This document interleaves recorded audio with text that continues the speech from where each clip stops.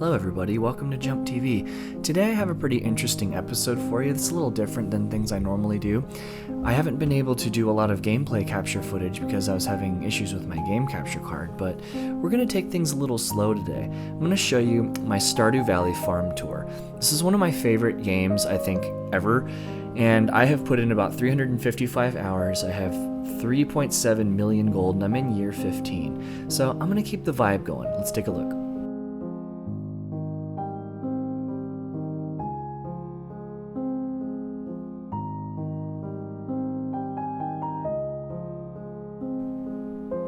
So right when I wake up, the first thing that I typically do is I go over here and I check my coffee pot because this makes 1 cup of coffee a day. I really love the computer because it tells you, it kind of gives you a snapshot of like everything that goes on your farm pretty much right away. I've upgraded my house entirely to have all of the different rooms. I have 2 pianos for some reason. And then one of my favorite things is with the new update, they have the wizard bundle. So I have a bunch of bookshelves in here. I married Maru, so I have the science room. I got my little room down here. I haven't added much to this yet, but I got my cauldron, my pineapple, my wizard books. This is the main room over here with my monster fireplace, and then my kitchen is over in here. Like I said, I married Maru, I think that's how you say her name. In my fridges, I have about, 7 fridges in my house. One of them is mainly for like oils, sugars, and vinegars. One of them is for fruits, breads, and mushrooms. And then the ones over here, I have one entirely for fish. And then the other one over here is mainly vegetables and forage. All of my completed dishes are in these 3 refrigerators on the bottom. So I did 100% the game. So I made every dish and I put them in there. But let's go ahead and let's show you the actual farm itself. So right when you walk outside, I did move my house. It's in the center of the farm. I did the standard farm with the little pond down here. And one of the first things I always do too is I go and I feed my animals. I have 4 animals. I have 2 cats, a dog, and a tortoise. There's my horse. I have my row of lightning rods down here. And then I'll show you how I organize and keep my animals. I have 4 silos in the main portion of my animal area, and my silos hold 960 hay, so it's pretty awesome. I just go down to Marnie and I just fill up. And this is where I keep my dinosaurs, my chickens, and my ducks. I have a blue chicken, brown chickens, black chickens, ducks, and I have 2 dinosaurs. So those are on the bottom left, and I have so much storage for things, so I just sell things if I don't really need them. Over here are all of my rabbits and my golden chicken, because the rabbits produce the cotton and the lucky feet, which is a good gift if you're starting out in Stardew Valley.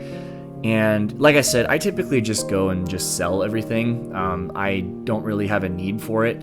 I have 3 barns up on the top row. On the left, I have my variety animals. So I have my goats, my cows, and my ostriches. Oh, and my sheep. I have automatic petters in all of my animal barns just because there are other things that I have to do. And my other 2 barns up on the top up here are actually for my pigs. They are all for pigs. And I let my animals out. This is the start of, I believe this is summer that I'm in, and usually I let my animals out for a few days so I can get my truffles, but I don't really have a lot of space for my animals to run around, so I typically will just leave them inside the barns in case I need to get more truffles or things like that. So we're gonna go through all of the buildings that are over here on the right in just a second.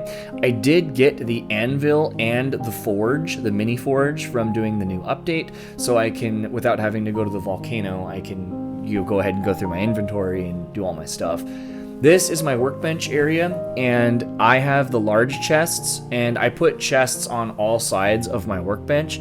That way I can grab what I need and I can make whatever I need to make. This deconstructor here is really awesome. One of the strategies I use with it actually is I put staircases into a hopper behind it, and for every 1 staircase that it disassembles, it makes 99 stone. So I take a few staircases out of here, I go and I put them up into my hopper right up here, and after a little while, each staircase will make 100 stone, basically. Right behind my house, I have my golden clock and my 4 totem poles. And then now I'm going to show you what is inside of all of these houses. The first one is my forge area. I have all the improved furnaces as well as the gemstone grinders. So that's on the top. The bottom one is the work in progress right here. This one is my lucky cat room. Now, each of these lucky cats are 1 million a piece, and I intend to eventually have this room completely full up into where the bookcases are, because it makes gifts every single day. And I usually put all the gifts in these golden chests. And what I like about this room is I can walk in here I check my stuff every day. I check the calendar to see whose birthday it is, because it gives you the gift that they love, which is awesome. This statue right down here is the one you get for 100%ing the game, and it makes a prismatic shard, and that one gives you the iridium ore every single day.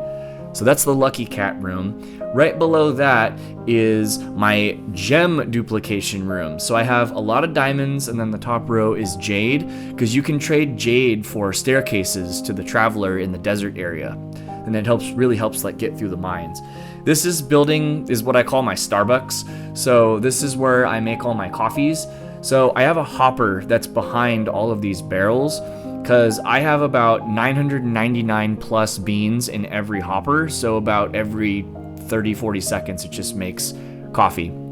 The slime hutch is down here. Now I like that they shrunk the slime hutch down in the update. It was just way too big before the update, but they didn't shrink the inside, so it's super awesome. A lot of people don't know this, but if you actually build a fence around where your slimes are, if you put flooring underneath, like inside that gate right there, all of the slime eggs will spawn on the outside of the gate, so you actually never have to open the gate. And then I have my Mayor Lewis statue in there as well. This side of my farm on the bottom right is my aquarium. So I am trying to catch one of every type of fish in the game. I think I'm only like 10 or 12 fish short of having all of them. But what I've done is I catch the fish and then I throw them in here if I don't have it. So I will go out and find them and I will throw them in here because I want to collect basically everything in the game. And then I have 8 ponds, all with different fish inside of them because they all give you different gifts. And then now I will show you how my farming works. So my farm is divided out into quadrants, and everything is auto, like it auto waters itself every single day with my sprinklers. Like over on the far left over here is usually where I put corn and coffee, just because those two go for 2 seasons. So I do my corn and my coffee over here, and then I have my fancy scarecrows behind my Junimo huts, which harvest everything for me. Over here are the player houses. So the bottom left is Andy's house. So he's the one that plays with me regularly, so he'll constantly like update his house. Over on the right, this is Reaper King's house, or Brandon's house. He hasn't really done too much with it, but he has his own farm that he kind of does things with. And I have a well that's in the middle of it. This is Alex's house up here, and he also hasn't really done too much with his house, but I had them all upgrade the houses, which I will show you why at the very end. On the very top of my farm, I have my row of solar panels, and then my mushroom cave, which is right up here. Now, in my mushroom cave, I house, obviously it has my mushrooms, but it has the 4 legendary fish inside of the fish tank right up here. So these are the 4 fish that were a big pain to catch. So they have their own little spot up here. I thought about putting them in the aquarium, but I think it's kind of funny, that little like Indiana Jones setup over here.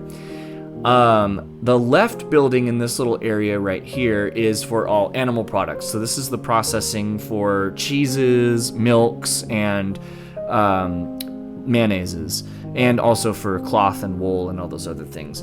I am working on having an entire row of milks and cheeses over here, because goat cheese is worth a lot if you age it. And then on the right over here in the same area is for jams, jellies, caviar, and seeds. So I'm working on having 100% of my farm be automated after I throw everything into the hoppers. And then I have random chests that are scattered throughout my farm where I can kind of put whatever I need wherever I need it. Now, I'll show you my greenhouse, and then I will show you how I make money in this game. So I have ancient fruit on the inside square here, and then I have all the different fruit trees all along the outside. There's a very specific way that I arranged them, and I have instant access to all of them. Now, inside of these buildings right here is the moneymaker. So I have 4 of these right now, and they're all full of wine barrels. So what I do is I have, now all 4 buildings look exactly the same. I harvest my ancient fruit from my greenhouse as well as somewhere else on my farm, and I make ancient fruit wine, and then I age it. So after you age it, you get a ridiculous amount of gold from this, and as you can see right here, all the buildings look the same. They all have this particular format with the barrels, and then back here right behind the greenhouse is for all the other wines. On the left is where I grow my tea leaves, and on the right is for all the different wine variants. So I'm very meticulous with my stuff, so I'm very organized. These 2 buildings over here are going to eventually be a couple more wineries, essentially. But this one houses my fairy rose. So I grow fairy rose so I can make fairy dust.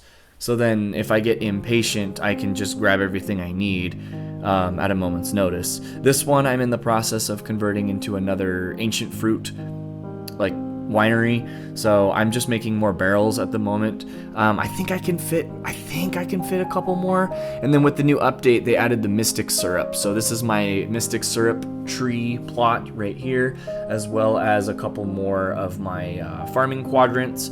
And I usually only grow the things that regrow constantly. The things that I have to harvest and replant, it takes too much time, and I don't really do that.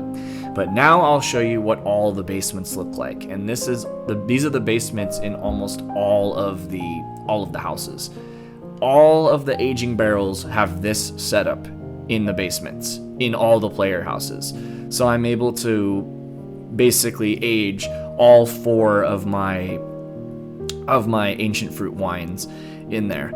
So now what I'm going to do is I'm going to go out to my house, and I'm going to show you the forest quarry.